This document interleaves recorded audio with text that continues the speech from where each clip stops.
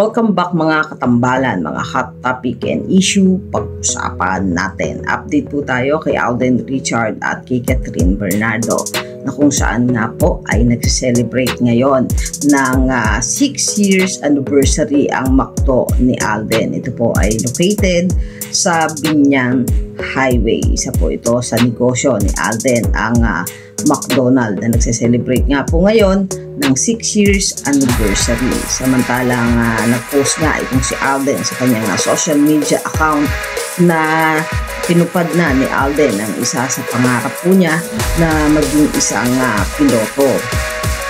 At ipinakita nga po ni Alden na nasa Alpha Aviation Group nga po siya, kung saan ay nag-enroll itong si Alden, at may picture pa nga si Alden kasama ang kanyang ama na nakasakay sa eroplano, at bukod doon ay nakasama din itong si Alden na nagpalipad ng eroplano kasama ang isang piloto. Sakay nga po sila ng A320 via flight simulator.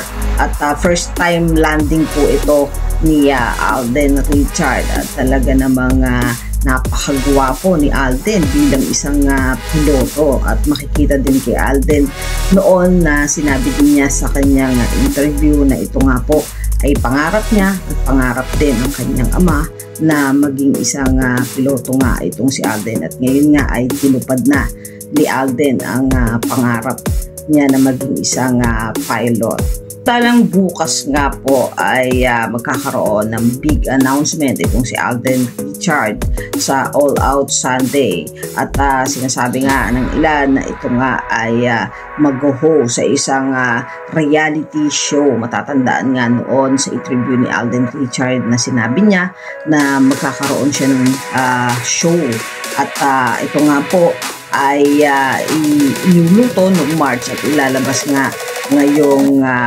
May, at antayin natin yung magiging big announcement ni Alden bukas sa All Out Sunday. Samantalang si Catherine Bernardo naman po ay nag-post ang kanyang kaibigan sa social media nito, at meron nga pong shoot itong si Catherine, at meron pang inilabas na picture na kung saan nga po ay ito ay kuha sa Pilipinas Got Talent, na kung saan nga po ay isa sa mga judge itong si Catherine. At makikita nga si Catherine every Saturday and Sunday sa Pilipinas Got Talent. Yan po yung mga update natin ngayon kay Alden at kay Catherine. Kayo mga katambalan, ano ang masasabi nyo? Mag-comment lang sa comment section at pag-usapan natin. Yan ang mga hot topic and issue dito lamang sa Tambalang JK.